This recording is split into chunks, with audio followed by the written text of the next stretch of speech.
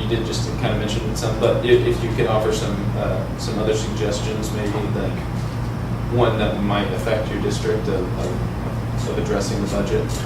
Well, because it's a statewide budget, it's going to be a statewide solution. And I think what the legislature is going to have to do in the 2013 session is get back in there and figure out how we're going to get the revenue back to where it needs to be, so that we're not running into a shortfall.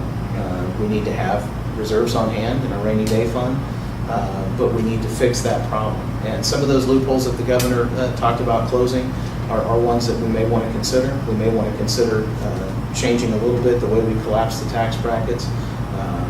I favor less government. I favor restrained government spending. For me, I do that the same way I do at home. I figure out these are the bills that have to be paid first. These are the priority obligations, and they get paid first. And when we're out of money, or maybe we don't go to the movies, or maybe we don't eat out, or maybe we don't, buy that thing that we've been talking about buying.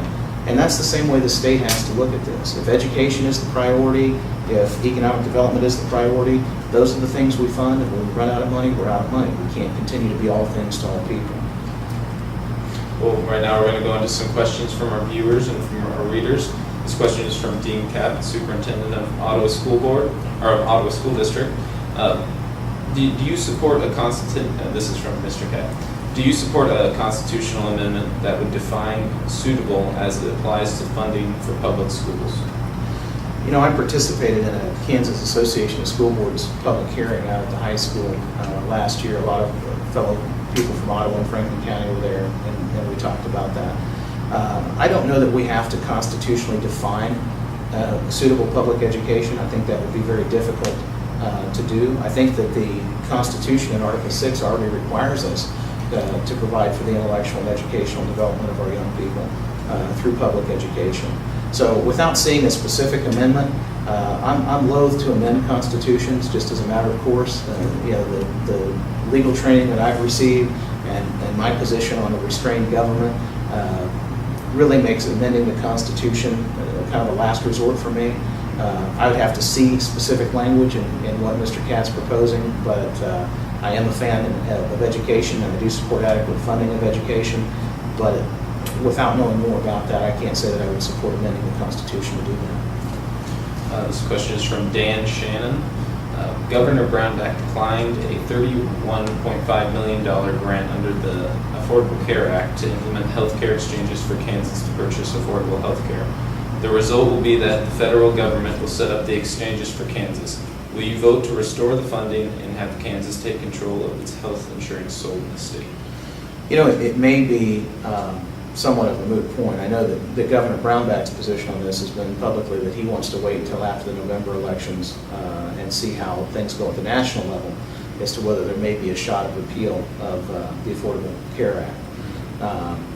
Governor Scott in Florida took a different tack and said that they were just not going to comply, which I don't agree with his position. I can certainly understand the governor saying, hey, we'd like to wait and see.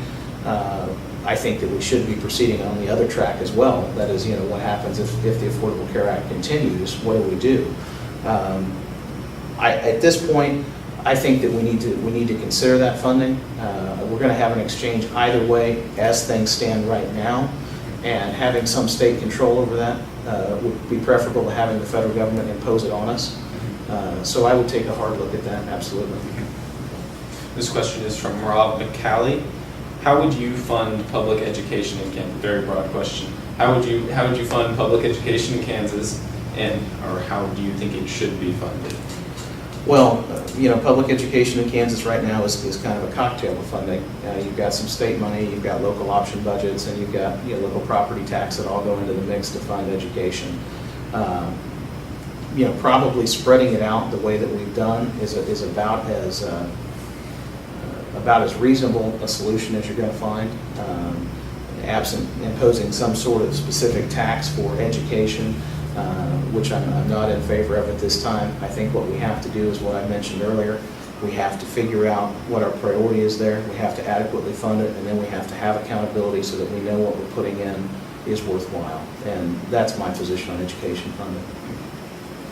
Well, this is a bit of an unrelated question, but as Franklin County's fair is coming up, I was just wondering, what do you think of the county fair and its importance to the community? Oh, I love the county fair. I've been going to the Franklin County Fair since I was the old saying, knee high to the grasshopper.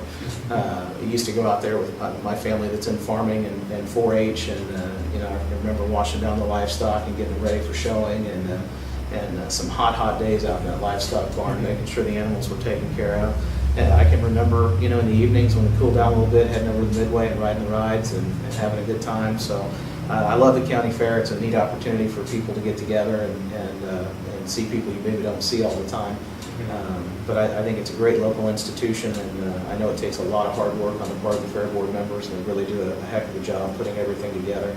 I'm going to be out there this year campaigning this time, which will be kind of a new thing, but I'm looking forward to seeing people and having them come by the booth and visit with them about what's important to them. You mentioned 4-H Club. A lot of the fair's activities relate to the 4-H Club. What do you think of 4-H and its impact on Franklin County and Kansas in general? I was a 4-H'er for a while growing up, and I've had family that have been active in 4-H for years and years, and multiple cousins who went through the 4-H ladder from young until they even graduated, and they stay around and volunteer and continue to help. I think it's a fantastic institution. I think it's great for young people to be involved in doing things and building competencies, and to be involved with their parents. That's really the cornerstone of our society is the family, and making sure that parents are able to interact with their kids and have these activities that they do, sometimes on their own, but always with the parent right there to help them out. I think it's a wonderful institution. It does a lot of good in Franklin County and across this state and the Midwest. Well, one last pressing question.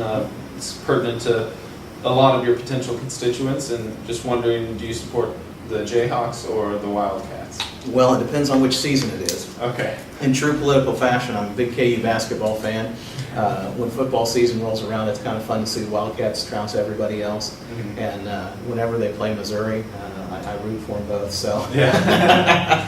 not a Mizzou fan in my house, but no, we've got great athletic teams, and I tell my daughter she's kind of a rabid Jayhawk fan. She likes basketball, and she really loves the Jayhawks, and occasionally we'll catch K-State playing another team. And I said, no, don't root against K-State. We got to root for them. Anybody from Kansas, as long as we're playing somebody outside the state. Great. All right. Well, that wraps it up. Thanks for coming. Bobby, thanks for having me in. I sure appreciate it. Appreciate it.